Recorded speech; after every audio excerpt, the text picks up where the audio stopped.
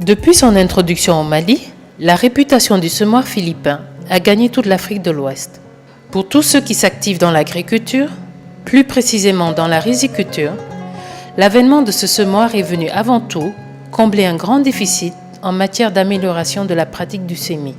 Comme son nom l'indique, c'est dans le sud-est asiatique que le semoir philippin a acquis toute sa réputation avant de faire son apparition dans les zones de culture du riz au Mali et de certains pays d'Afrique de l'Ouest. Le semoir philippin a deux grands roues de 62 cm de diamètre, une tige de 2,40 m et une manche pour la conduite.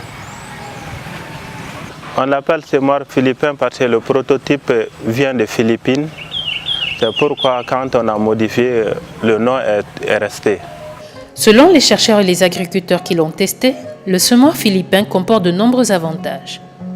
Il permet en effet non seulement d'avoir une densité homogène des semis, mais permet d'économiser les pertes de grains qui interviennent dans les périodes de semis.